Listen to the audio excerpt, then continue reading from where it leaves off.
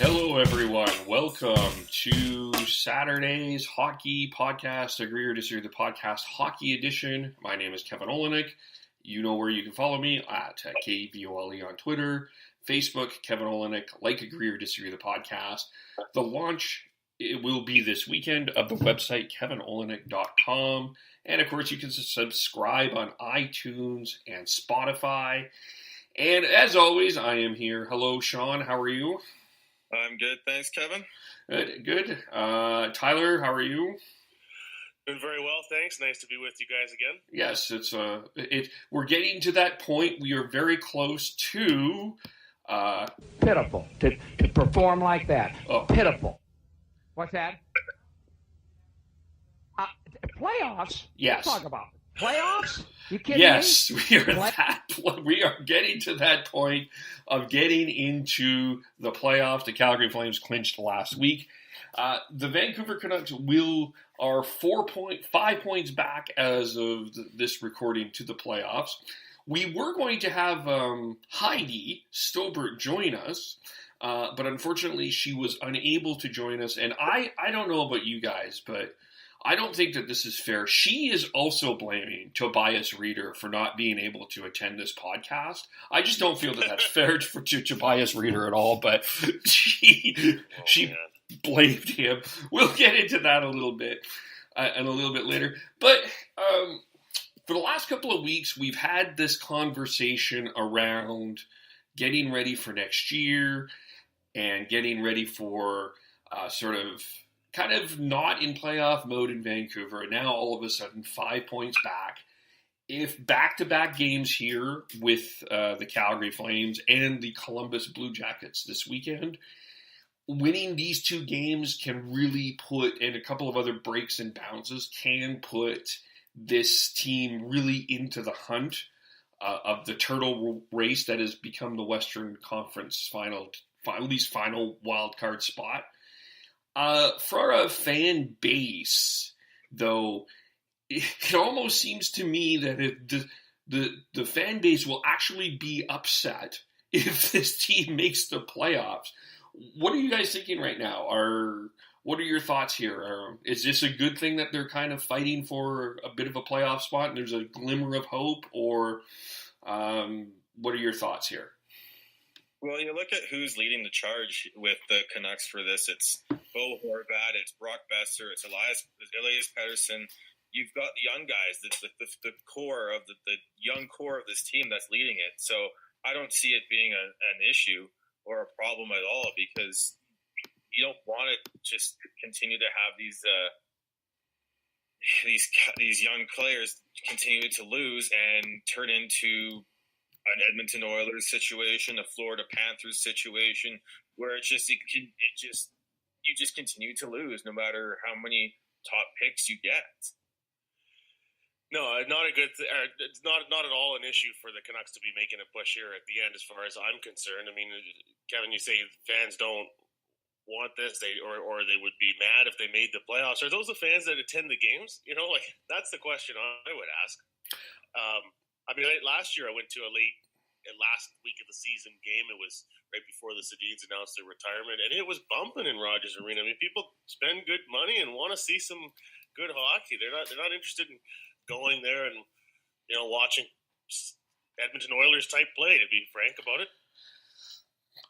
I guess maybe it's because there's this whole debate in both in the media and the polls out there. It's like, you know, there's this feeling around getting this first round pick and getting an opportunity to get a lottery pick that will feel that in the long run for the Canucks, they will get a better player because they will have a better draft pick. And getting into the playoffs would eliminate that opportunity. So maybe there is a part of this fan base that's trying to think long term. Okay, so on the lottery, they got Elias Pettersson 5th overall after bumping down, 2 or 3 spots as a result of the lottery outcome. They got Quinn Hughes last year, I think, after bumping down 1 spot due to the draft lottery outcome. Like, you know, and Sean loves his draft lottery simulator, of course, and every time he runs it, he's still getting pretty good results. So why are we concerned about that? It's I get that from the team tank people. I understand that, but I think they don't understand that there's a need to keep a competitive atmosphere, a positive atmosphere in the locker room, on the ice. You don't want to become look at the Oilers and how downtrodden they are, and how upset that Connor McDavid and defeated Connor McDavid looks. You can't have that as a team if you're trying to rebuild. The perpetual rebuild is something that many teams fall into, and I think there is a legit argument about trying to get as good as many top draft picks as you can. But if your players are outplaying that, then you should be upset about that, especially if they're the young players, the young core, the future of this team. And that's what the Canucks have right now. You've got Brock Besser on an 8-game point streak. You've got Elias Pettersson setting a rookie record for points for the Canucks. You've got Brock Besser, Bo Horvat, who's dragging a second line along and looking like he's going to be a 30-goal, 60-point guy, or at least get close to that mark, without having a consistent line mates and playing with more sort of second, third tweeners, as opposed to getting someone who has a little more skills that he can play with. The positives are there. These team tank fans are also the ones who are leading the fire betting charge. When he hasn't been perfect. He has had some. At the beginning of he missed a couple draft picks, but lately he's been good. He's put the Canucks in the direction to succeed, and a direction that allows them to where they've got top end players that they can build around. So I think getting one more good young player that could have been a top 3, top 5 pick would be fantastic, but it's not necessarily something that fans should be going so crazy about that like they are right now. I mean, realistically, they're going to be picking somewhere in the top 10, maybe into that 12, 13 range if they continue on a run here and finish just short or something like that. But still, every round of the draft, you're going to be picking in the top half, at least, most likely the top third. So, that's good when you're still looking to restock the cupboard, so to speak. And, a couple of other things. I mean, to Bo Horvat's credit here, he has a line mate. I'm trying to pronounce his name because I haven't heard much of him. Louis Eriksson. Have we heard of this guy before? Because he got 4 points against Ottawa. Yeah, I heard about him not playing when healthy not too long ago. Yeah, it was a healthy scratch, and he, got him going. And I'm going to say it. Jacob Markstrom should be in the Vezina conversation. I think that's a legitimate argument there. There's a legit. What has happened is Vancouver may have now a legitimate number one goalie, which half the teams in the NHL cannot make that claim. You're building a defense.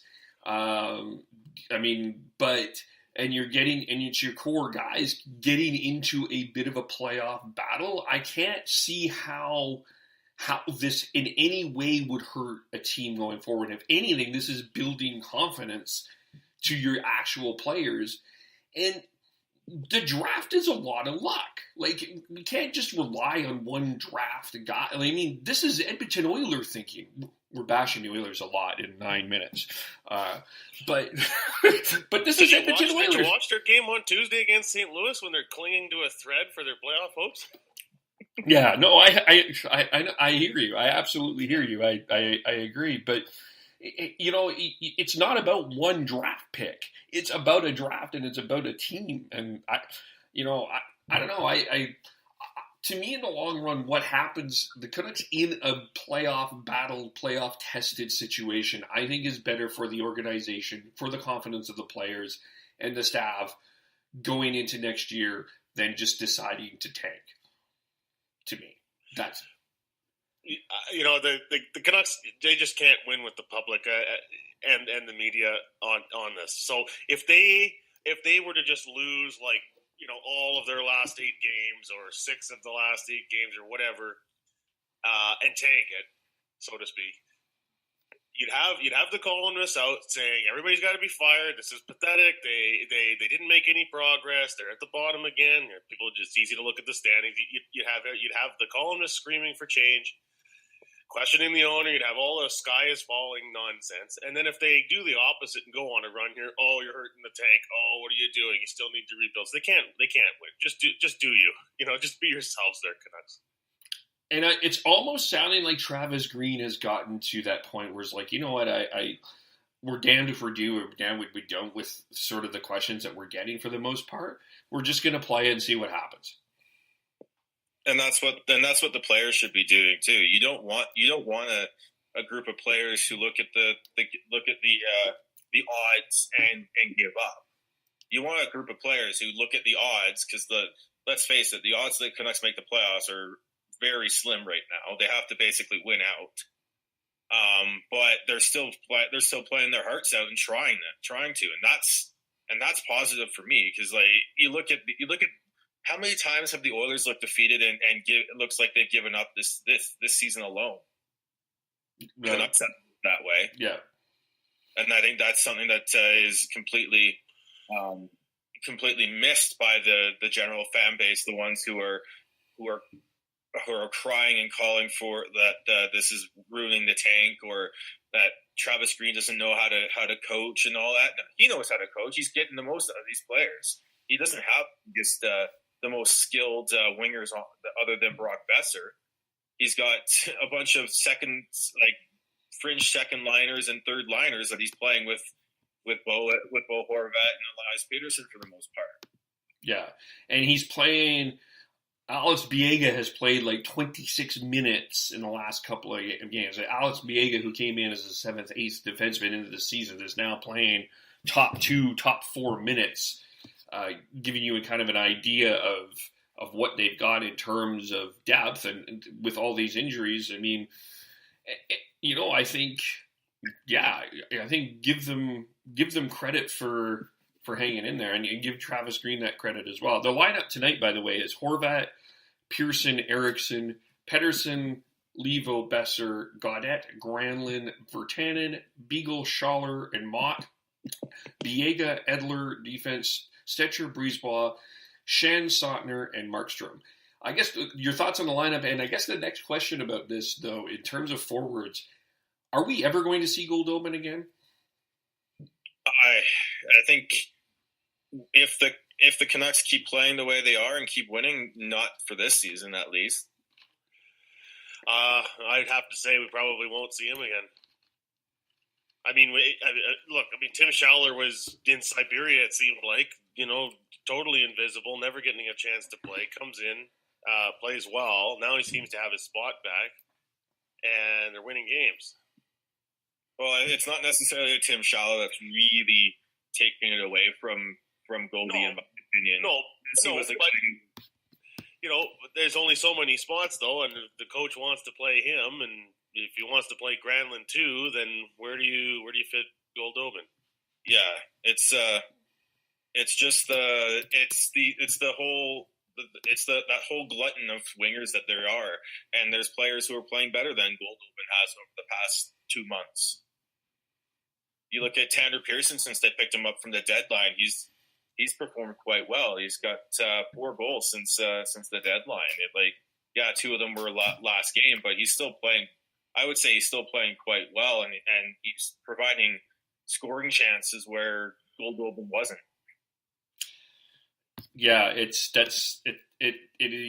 interesting. I mean, yeah, I think I've liked what I've seen at Pearson's effort for sure. I know that there's there's a bunch of people angry at Travis Green for not playing Goldobin, but you have to play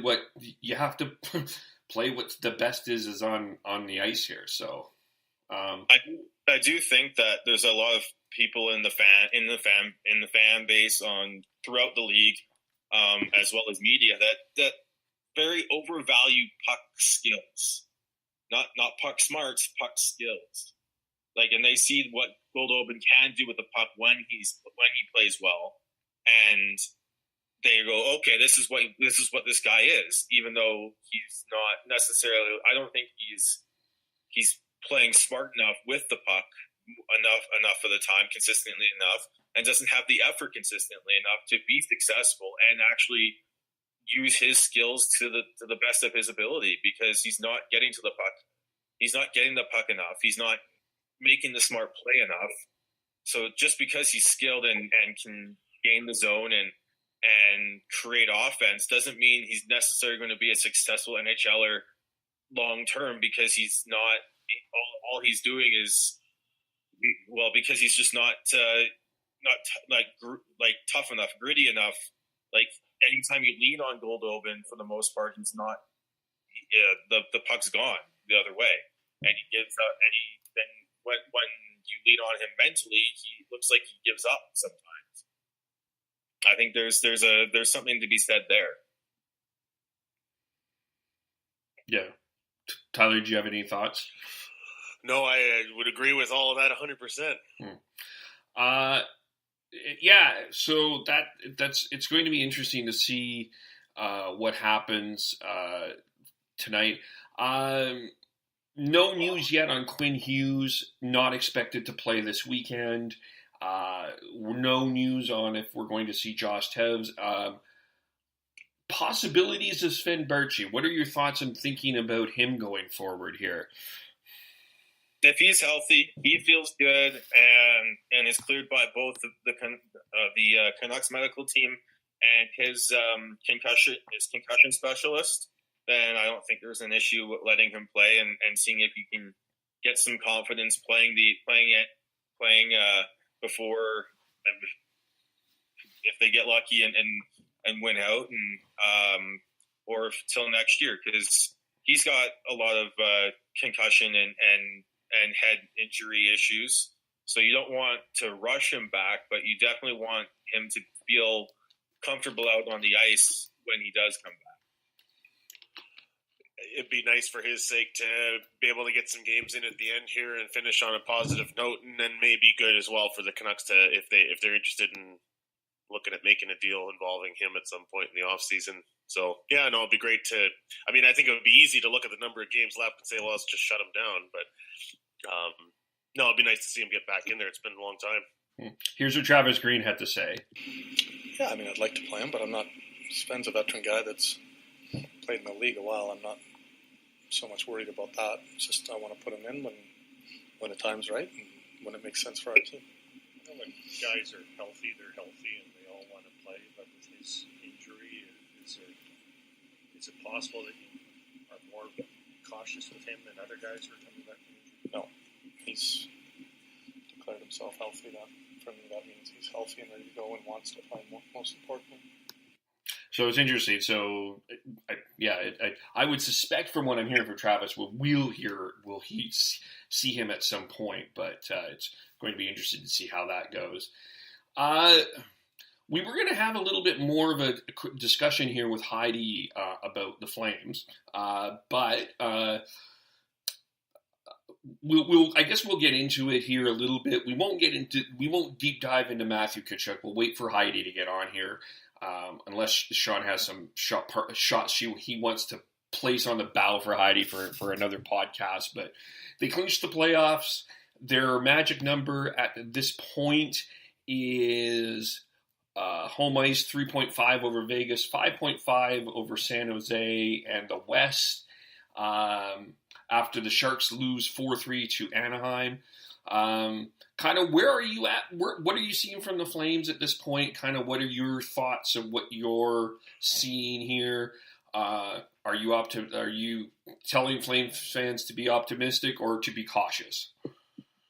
I think they have every right to be optimistic about this team. They've got everything going right for them. They've got the depth scoring. They've got a bunch of players having career years. And they've got they've got depth on defense, and they've got two goalies who they can throw in if one has a bat is looking like he's struggling. That being said, we've seen this from many teams before. It's such a tough slog in the playoffs, and if they get the wrong matchup, there could be an upset. I've said this in our group chat a few times. I think Chicago, if they get in, could give the Flames fits because they've got two lines that can score and a power play that is just absolutely lights out, as well as Corey Crawford, if he can find his game, can shut the door on the Flames. But because I think they've got the inside track on winning the division and the conference at this point right now. So they've got every right to be optimistic. Oh, absolutely. I would agree with that. It's looking good for the Flames. Excellent leadership, too, with Giordano. He's been having a great season. Everything is coming together nicely for them. The obvious concern would be a little bit to do with the goaltending and neither guy really grabbing it, but I think that'll sort itself out. It'll become clear in the playoffs who the guy is. In a best-of-7 series, you have an opportunity to make a change there and still right the ship if you have to, if you start, if you lose the first game or the first couple games. So nothing to get too panicked about there. In regards to Chicago, one concern there as well is they're very experienced at playoff hockey. So, if they get in, look out. But I like the Calgary Flames' chances at going pretty far this year. Yeah, it's really interesting how their lines have gone well, pretty well. They're getting secondary scoring. That line of Ryan, Mangiapane, and Hathaway have been at least their most consistent line. Derek Ryan has been an underrated find for the Flames this year in terms of a guy that you can play all through the lineup. And their defense is just looking a lot better. But I do think that, with the West, I do agree that there is some matchups that certainly frighten me. Chicago is one of them because they've wanted this before, and they know what they're doing. I mean, the one concern about the other side with Chicago that concerns me, though, is their defense and their goaltending has been brutal this year. So if this becomes a boat race, I do feel the Flames have an advantage in that. And Arizona, for everyone wanting to say Arizona, it would be a fun matchup for the Flames, and that would be great. Rick Tocchet has 3 Stanley Cups, so he knows what he's doing in Stanley Cup playoff time, so that's not necessarily going to be easy. But it looks good here for at least a 2-round playoff. We'll have to see what happens with the Las Vegas Golden Knights, because they've lost once since Mark Stone has been there. They're a damn scary team. It's not unreasonable that they may end up getting home ice advantage against the San Jose Sharks the way that is going right now. That's one team I hope the Sharks can eliminate at some point in time, because for me right now, Vegas is scary good. Yeah, they've got the depth that the Flames have, and they've got the heavy toughness that a lot of teams that have won over the past few years have had. And that's something that I think the Flames do lack a little bit. They've got a lot of undersized skill, and they've got a few big guys, but they don't have I don't think they have enough to match up to a Vegas or a Winnipeg or a Nashville if they can't dictate the play of speed and skill. Vegas, geez, talk about getting everything right as far as timing. Make some deals. Referring mainly to the Mark Stone deal at the deadline, and then just take off, and they're still going. So, oh boy, they are the team I don't think anybody wants to face in that Western Conference picture. Yeah, it's very scary. In terms of the bottom part, and from your perspective, who are you thinking are going to be? I think I kind of got Dallas kind of settled into the first wild card spot. I think that's fine. It's looking that way. It's looking that way. To be honest with you, I feel like for the Flames, that would actually be the best matchup. It would be actually Dallas. They can score, but they can't play defense. But in terms of the second wild card, who are you thinking gets it? Well, first off, Kevin, I think you need to look at the goals against for Dallas. They've only allowed 183 all season. It's scoring that their issue is. They've got that one big line, but that's about it. See, my perception of Dallas has always been bad defense and bad goaltending in the last little while. That's what I automatically think of when I think of Dallas. Yeah, that's fascinating. You're right. Fisher's healthy, and they I think that'd be it. They've got the size though that could grind it out. That'd be a tough series. I think honestly the team that has the inside track on the playoff spot is Colorado. I think they've got the skill. They're 1 point back with a game in hand on Minnesota. They've got the skill. They've got the depth. I think they should be the ones that should take that last spot. For me, it's a coin flip between Colorado and Arizona. I know that's easy to say because they're tied in the standings. They have the same number of games remaining. But going back to the earlier comments about Rick Tocchet, I like what I'm seeing from Arizona. Mind you, when the Canucks play them, it seems like Canucks just never have a chance against Arizona. But I like the way they're trending as well. That's a tough call. If one or the other were to get in, I think Colorado has a better chance at pulling off an upset than Arizona does, though. What about Minnesota? Well, Minnesota's. Let's take a look at the last 10 of all these three. Let's take a look at all these teams in the playoff race here. You've got the Canucks, who are 5-4-1 and have won their last three. Chicago's 6-3-1, but they've lost their last two. Arizona's 5-4-1, but they've lost their last three. Colorado's 5-5, but on a 3-game winning streak. And Minnesota's 3-4-3, but won last night.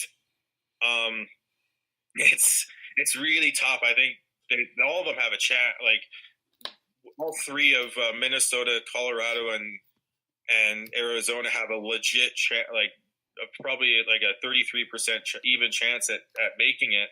With Chicago and Vancouver, if they can get hot and win out, could upset them. But it's just you look at Minnesota. Just I don't see their goal differential is -16. It's tough to you look at that and it's just like I don't think they deserve to be in the playoffs at this point. If they could they'd have to really play well to get in. While Colorado's +10, they're the only team in that group that has a positive goal differential. So they're the team that I think just they should be in. Yeah, I don't know what it is about Minnesota, but it's just hard to be a believer in the Wild. Yeah,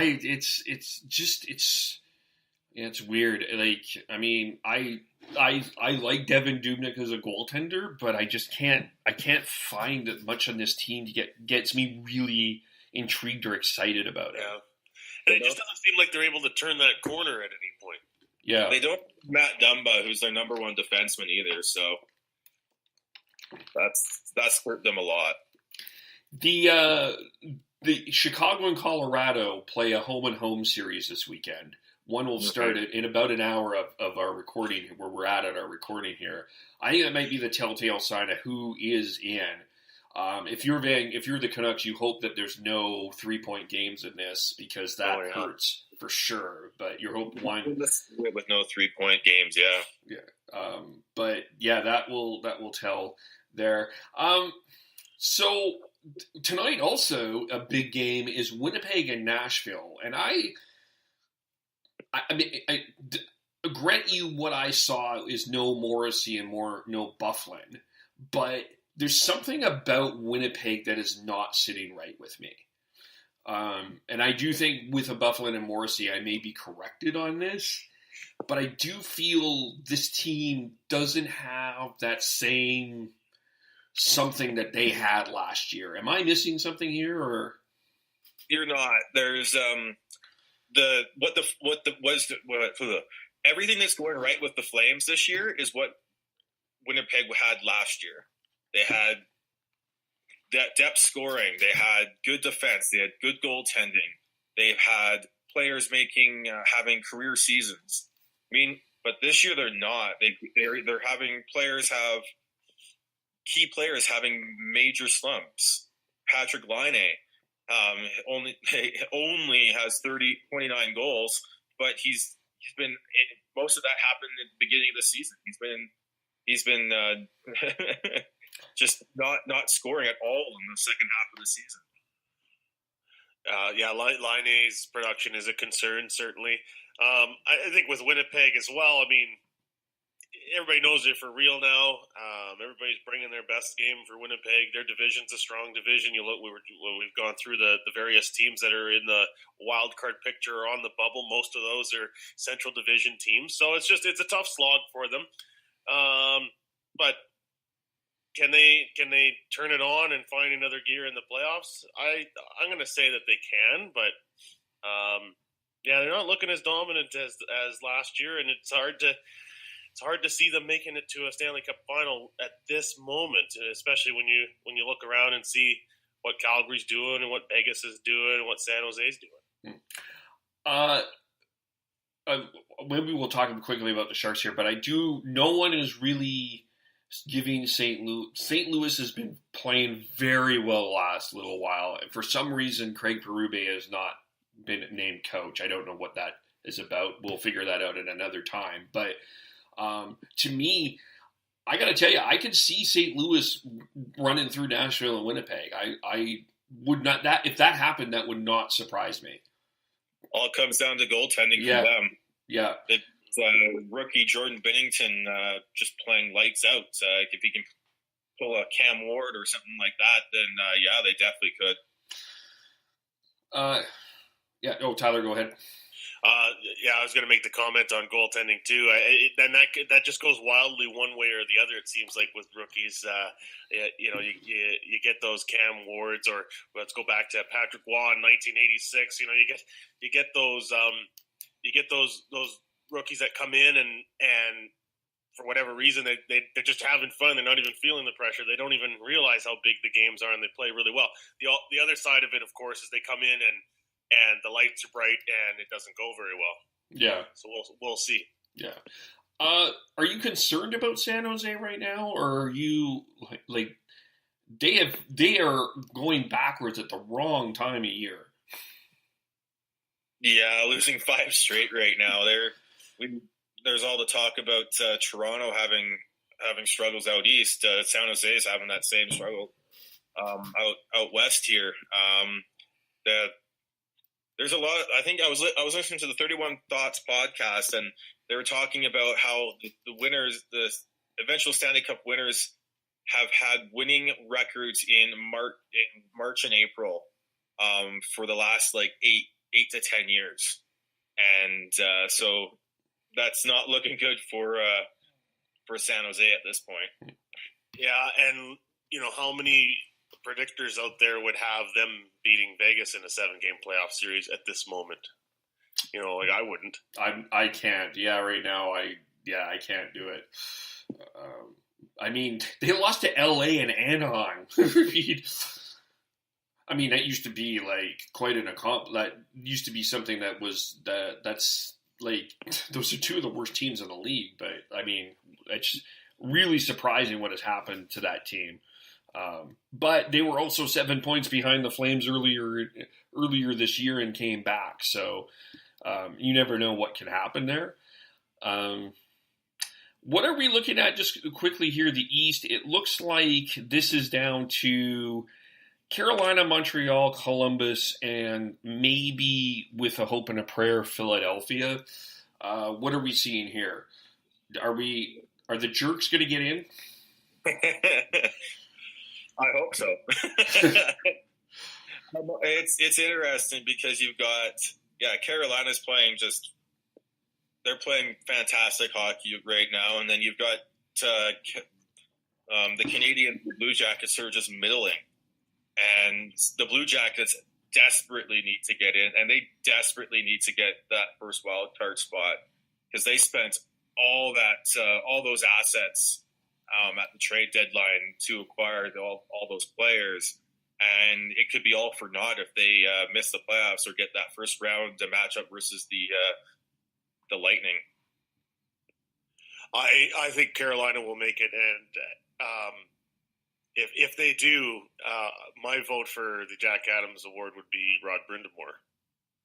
Not to get sidetracked here for a second, but no, I mean, Carolina's been out of it for so long. I think they got this. I know it's looking a little bit sketchy at this moment, but they do have a game in hand on Montreal, Columbus, and Philadelphia, and all those other Florida, the teams that are also in that mix for the last wild card spot. So I think things are setting up nicely for them.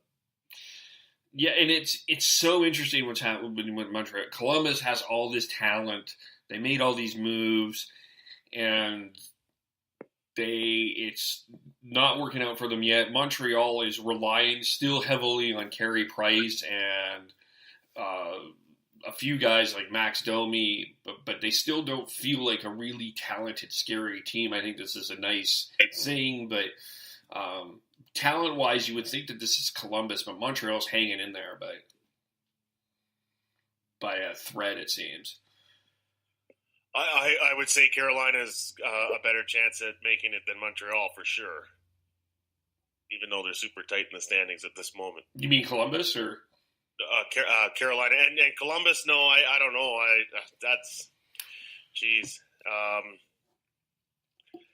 I don't know. I don't have faith in Columbus right now. The Matt Duchene curse. Yeah. You could say that. Yeah. Do you think that the Columbus ownership will be towing to their season ticket holders and complaining about Matt Duchene's production as to why they're not making the playoffs? No, because they're not the Oilers.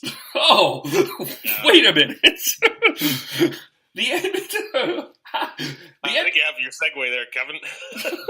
The Edmonton Oilers have done it again and again and again. This time, Bob Nicholson, who is a guy that really, as long as this guy has been in the league, as long as his accomplishments has been, okay, Canadian Olympic team or not, this is a guy that should know better.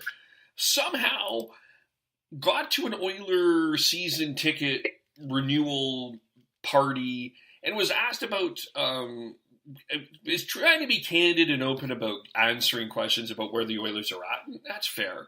But somehow, and for some reason, he found a way to blame Tobias Reeder and got into a conversation about a fourth line player that, okay, I'll grant you he doesn't have any goals. But he basically the quote was, if we had 12 to 15 more goals from Tobias Reeder, we would be in the playoffs. He basically said, man, this is not, by the way, folks, this is not the end of the season. There is still 9 games left in the year where your manager of the employee says he's not coming back next year. So he's basically pre-fired him. And basically said Tobias Reeder is the reason that the Edmonton Oilers are not making the playoffs. Now, they did ask Tobias Reeder after the game against Columbus, or the game against, was it Columbus? Or after that, Reeder did have this to say. Bob, and what that consisted of? Well, it was yesterday before the game. I got a cold, woke up from my pregame nap, and at that point, I didn't know what was going on, and he apologized for what he was saying, and at that point I didn't really know to what extent this is going to be, and that my phone blew up, and it's all over the news and everything. But he apologized for it. I know he feels bad about it, and yeah. What did you think when you first saw the full quote of what was said? you look at it and you kind of can't believe it. But yeah, it's I feel like it's disappointing, and I'm offended by it. I'm the first one to admit I don't have a good year, and it has not been an easy season for me, and it's been hard, and but I'm still going out there and give 100% every time I'm on the ice, every game, and try to help the team win. So it was tough to read that somebody gets singled out like that and kind of thrown under the bus, but it is what it is now, and I'm not proud of the season I'm having, and like I said, I'm the first one to admit that I'm not playing to my capabilities. But so, if you're Tobias Reeder, how are you even in this dressing room at this point in time? You're playing out the string. You're collecting a paycheck and hoping that they can find a way to move him to some other team you might move him on to some other team in the summer. Yeah, I took the words right out of my mouth. It is about playing out the string. I mean, you're under contract, you're required to be there. That's it at this point. I mean, he knows the organization doesn't believe in him, and that comes right from the top. And you heard what he had to say there. I mean, he's obviously quite offended by the fact that the finger would be pointed at him for the fact that they're having a poor season. I just don't get this with Bob Nicholson. Like such an experienced hockey executive.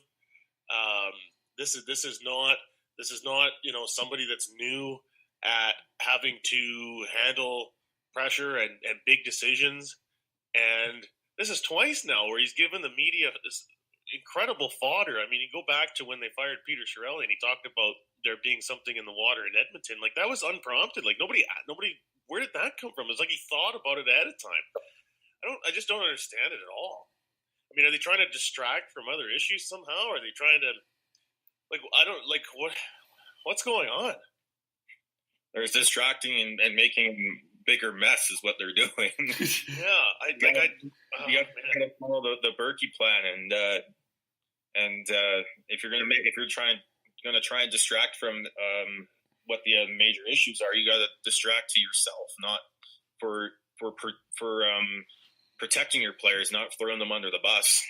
And it's got to be creating a crisis of confidence with the fans, especially season ticket holders. These comments were made at a season ticket holder event.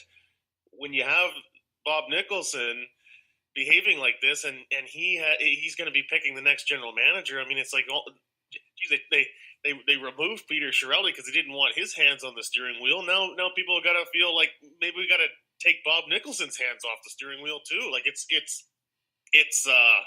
got to be concerning. Like, then that's putting it mildly. Yeah, this is very interesting to watch with Edmonton, with them hiring a new GM, and then they're going to have to do something to that roster to change things up, and what they do is going to be very, very much scrutinized.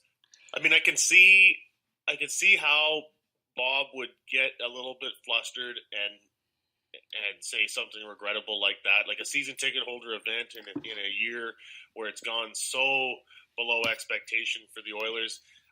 It probably could be a pretty hostile environment there, having to answer those questions, and you get a little bit flustered and you start popping off. But boy, did he ever pop off! But even if there's ways around that. You got to just be more composed than that. You just can't be in a leadership position and do that. Well, even we're gonna take we're gonna take pre-questions. Even I know that may not be great PR, but we'll take pre-questions there, and then prepare that. These Oilers season ticket holders that spend their money are not dumb people. And they see that a man named Milan Lucic has 5 goals in 72 games this year and is completely head-scratched how this guy, Milan Lucic, is on a top 6, pretty much quite often on a top 6 forward base. And Tobias Reeder has not been on a top 6 forward base on a pretty consistent basis with the Oilers. Like, it just feels like if I'm an Oilers season ticket holder, I'm also wondering how much this management group is coddling and or defending the superstars of this team. And I'm not saying that, that McDavid and Draisaitl need to be critiqued that much. But there's a lot of other guys on this team that I think are well worth the critique of where the Oilers are at. And it's, to blame a Tobias Reeder and not a Milan, and I don't even think that you should be singling out any player, but I think the Oilers fan base is smart enough to know that Tobias, when they see the problems with the Edmonton Oilers, the first thing that does not come up to mind is Tobias Reeder. No, although we don't know what the question was that was asked with Nicholson at the season ticket holder event. Maybe somebody asked specifically about Reeder. That'd be my guess. But the question I'm assuming was, is he going to be re-signed? And then you just get all this extra stuff. Yeah, it's all the extra stuff that's the issue. It's not the. Yeah, I think Reeder, as Reeder said, he's totally. He's the first one to tell you he's not had a good season, to say he hasn't had a good season. We probably won't bring him back. Is all you need. All Nicholson needed to say, if that was the question. Yeah, or even we haven't had as much production from the bottom six as we would have liked this year. We want to address that in the off season. We're going to look at options. We really like Tobias Reeder's effort. We thank him for their, I just popped that up in the top of my head, but you didn't notice that I went with no breakaways or anything like that. There's ways to talk about Tobias Reeder without talking about Tobias Reeder. And again, it's just bizarre to me that it's Bob Nickel. If this was a new president, if this was Jim Benning, I almost could just understand that because he has less experience in media than Bob Nicholson does. But this is Bob Nicholson. He's been around forever. Yeah. It's so weird. Well, it looks like he's getting tired of having this job. The other thing with Nicholson is he's never had this much, never had to answer to this many angry fans. Even because it'd be, when he was with Hockey Canada, there would be one or two odd World Juniors or or Olympics where things didn't go well, and then he would have to answer that for 2 months, and then that's it, as opposed to however long this has gone for. He's been being ahead of Hockey Canada is a very stressful job, but it's not a year-round stressful job as being the head of a NHL team, especially in Edmonton, that struggled. Yeah. And this is, as Dustin Nielsen from TSN 1260 has been saying, this was a great tweet that I saw. The Oilers have had one winning season in 30 years. And I think for an Oilers fan base, I think they have every right to be getting a little frustrated. This isn't just a one-off. This has been the possibility here of them getting their fifth number one pick is still possible, considering the way that the lottery works, which would mean as many number one picks as Stanley Cups. They've had opportunity after opportunity. They have one of the best players playing in the game, and I think the fan base knows that this is a complete waste of Connor McDavid's talents, which is, maybe he's not the greatest player in the game, but this is certainly not helping him. And I don't think, even a leadership circle around him, there's so much going on here that I think from the Oiler fan base, it's frustrating to see this length of incompetence. Well, and you didn't even mention goaltending there. I referred to their game against St. Louis on Tuesday night. Once again, goalie change has to happen. Yeah, you could see the rest of the team just sag. Yeah, it's almost like and you can see it wearing on Connor McDavid that as the season goes on here. It's tough to watch him kind of in the media. Yeah. Even just physically, 2 years ago he looked like a kid, and now he looks like he's 28 or something, and just beat down from this. Yeah. It'll be interesting to see what happened. Like, part of me wonders if he's already asked for a trade. I mean, I'm not trying to be sensationalistic here, but you have to wonder what he's thinking at this point. I mean, John, you want to go on that one? Yeah. I think that's so hard to really say. Like I said, he looks defeated a lot of the time, but he's also one of those like programmed robotic Canadian hockey players where it's just like they're gonna stick it out and see how things go until like the last possible second. So like you look at John Tavares, like I don't think the Islanders made the playoffs once or twice during his tenure there, or maybe less than a handful of times. So, and then he stuck it out until the very end, until we got to UFA. I think that's something that we'll see from Connor McDavid more likely. Yeah. Yeah, I mean, I think he would like to see how this offseason goes, see who the new general manager is, see who they are able to get in the draft, see what the plan is. Give this another couple years, though, if we're still in the same position, then I think you could see him starting to look at the time he has left in his career and all those kinds of things and maybe seek a fresh start somewhere else. But I don't think he's there yet. It's going to be hard it's already hard for Edmonton to attract free agents, but I think with this Nicholson Reader comment, I think it's going to be even tougher now.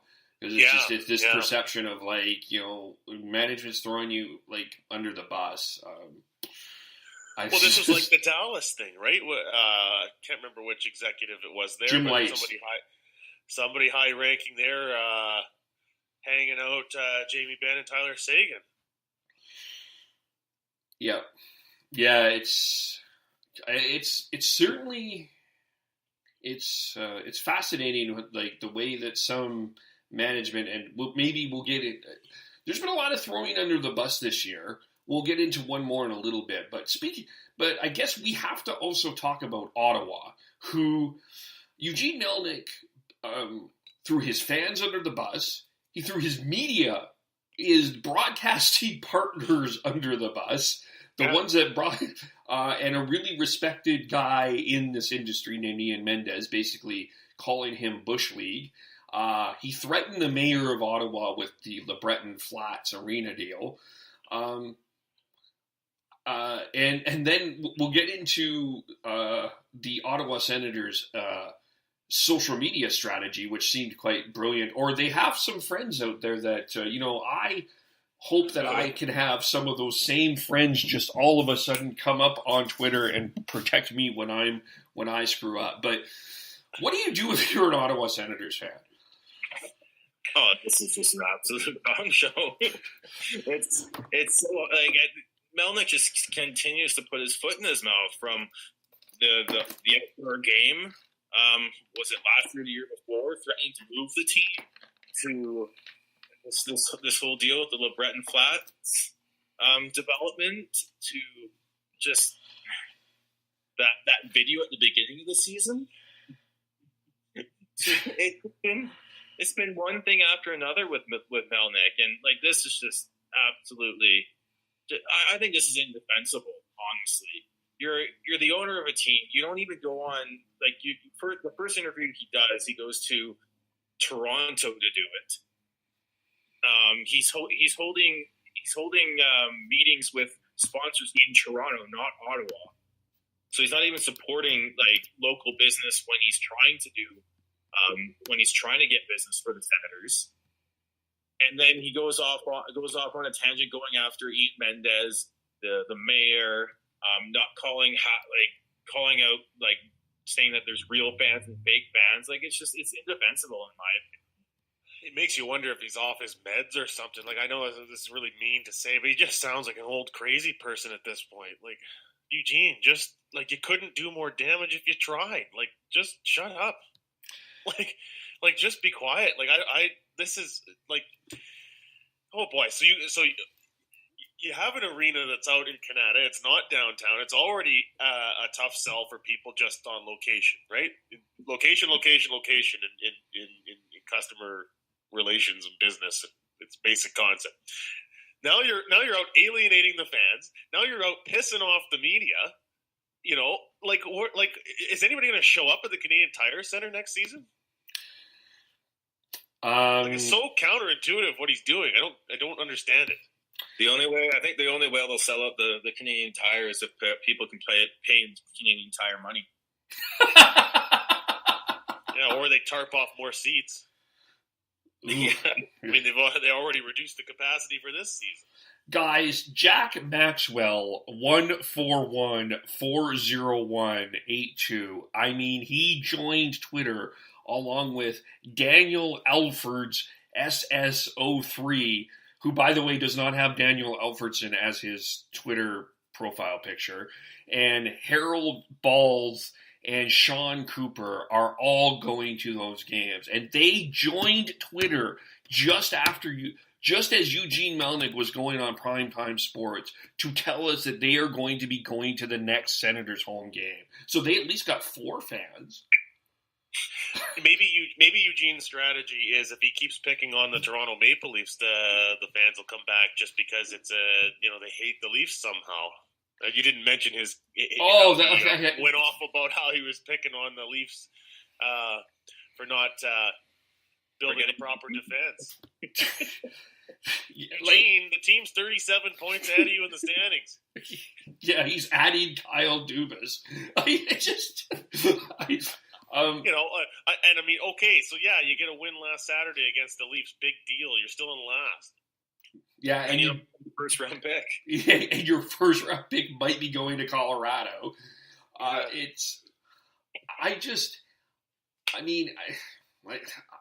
You have to find a way to get him out of that ownership chair, and I know it's almost impossible to do it, but it's like... Well, I don't know if it's impossible to do it, Kevin. It's just that there isn't a history of that with Gary Bettman. I mean, he sticks with owners through thick and thin until they don't want to be there anymore. Yeah. And Eugene wants to keep owning the team. He's been clear about that. So I don't know what happens here, but as I mentioned on Twitter in a reply on this topic, you have to wonder if Gary's picked up the phone and called up Eugene and is going WTF. This has got to be irritating for Gary Bettman to have this kind of stuff going on. The thing with Bettman is he actually has moved owners out and found different owners for different teams in the past, but it's been done in a lot less limelight. He found Craig Leopold for I think he's Nashville now to get rid of the throwback name Boots Del Baggio. And he's done that to a few, and all the times he's tried, he's found new owners for Arizona. But the issue here is just that I think all those other guys were a little more amenable to giving up the ownership, which I don't think Melynk will be if Bettman tries that. Yeah, no, it's clear Eugene doesn't want to sell. Yeah. Well, the other challenge though too with Ottawa is if you're an owner, do you see Ottawa like from a financial situation in a city that is right between 2 legendary fan bases, Toronto and Montreal? How feasible is it to really make Ottawa, if you're a new owner outside of Canada, a marketable situation where you would think it might be better to move this team? It's tough because I think Ottawa can be based very much a Winnipeg style team if managed and owned correctly. So they desperately need a downtown arena, and they need to find someone who's willing to work with that to make it happen. Yeah, and Melnyk is apparently and very very apparently not the guy who's willing to do that. He's sued multiple partners. He's basically in a verbal war with the mayor about it. That's very hits very home for me here in Calgary, and you as a Flames fan there, Kevin. It's just you need people that are willing to work and make it happen. And Melynk just doesn't seem like he's that guy right now. Yeah, well, he's an impediment to getting a deal done. It would seem from afar. Yeah. And so I think if you get the right people in place, I think that the arena deal at LeBreton Flats or wherever, as long as it's downtown, will happen. It's just you just don't have that with Melynk right now. Yeah, it's going to be interesting. I mean, the problem is I don't know the Ottawa City too well, but it's really tough to see local ownership. Like, I can't see the Red Blacks like offering that kind of dough, even if he you'd have to load up. It's gonna be tough. It's a long road for Ottawa, and I feel for this fan base. And I mean, even if you are a draft pick and even if you are a free agent, I don't know if you want to go to Ottawa. No, and especially seeing kind of how it's gone with the namer players and how they all leave, and they all, whether they various levels of hinting, but they all leave basically because they felt the owner was being cheap. Yeah. And to call Mark Stone old, we didn't want to sign Mark Stone because an 8-year contract would be old. If I'm a Senators fan, I just can't even understand like why you're like. I mean, I know that there's a basis, some argument for some people that 30-year-olds are old, but throwing players under the bus. It's a really tough situation. Yeah. It's going to be tough to even find a coach that's going to want to legitimately coach in Ottawa right now. I mean, I can reason with the idea that by the time they're competitive again, legitimately competitive again, that a guy like Stone would be maybe on the decline. But you still have to balance, those sort of ideas with giving the fans something for a product now. That's the thing. Like in Edmonton, we poke fun at them, and we've been doing it a lot here today. But they still have Connor McDavid to watch, and the people go. Yeah, to them it's worth paying to go and see him to watch. And I mean, he is obviously very exciting. What does Ottawa have? They've got nothing. They got Brady Tkachuk. No disrespect to Brady Tkachuk. He's going to be, I think, a great NHL player. But that's not much for people. He's not $200. He's not what I'm dropping $200 to go see in Ottawa. No. Like Brady. No, at $200 plus having to go out to Canada to watch the game. Yeah. The other thing is going back to how you rebuild a team. You can't just fill it with a bunch of young players and hope for the best. We've seen that fail a lot of times. You need to fill it out with some good veterans that can teach these kids how to be professionals, how to play at the NHL level. Mark Stone could have been that guy, and he's only 26. Like, it's not like he's 28 or 29 where you can say, where the Ottawa Senators are, they shouldn't be going after big name 28-year-old free agents. He's 26. You sign him to if you could have signed him to a decent deal and pay him, then you could have found a way to keep him if Melynk was willing to buck up and pay Mark Stone what he's worth. Yeah, it's certainly there's so much. I mean, we didn't even get into the fact that he insulted the fan base too. It's just it's going to be a long time for Ottawa Senator fans, and it's unfortunate because I do think that that's a pretty loyal fan base that I think deserves a winner. But this is also a team in a history of an organization that has not necessarily treated their players very well. Even, I mean, Daniel Alfredson wasn't treated very well by them too, so it's a long run there for sure. And in the center of the universe, let's quickly talk about this. Kyle Dubas and Mike Babcock appear to be having a little bit of friction in their relationship. The Maple Leafs are in a bit of a mess right now, admittedly. They did win their last game, but they're 5-4-1. They are well on their way to preparing to be in Boston April 10th or 11th for the Game 1 of the Stanley Cup playoffs. A team that are living rent-free in their heads. Brad Marchand is trolling them on social media about the contract for Mitch Marner. Babcock seems quite upset about some of the acquisitions that Dubas has made and not made. What do we think here? Is this just center of the universe soap opera, or is there something legit that you think is a problem in Toronto? I think there's a bit of a disconnect on the team that Kyle Dubas wants to build and the team that Mike Babcock wants. I think Kyle Dubas wants a skilled team, like a super skilled team, and any chance he gets to upgrade on that, no matter how little, I think he's making that move. Well, and it doesn't matter whether the player's left shot or right shot or is big or small. He's making that move, and unfortunately, that's contradictory to what Mike Babcock wants, because he wants balance on the left and right shots on his blue line, which he doesn't have.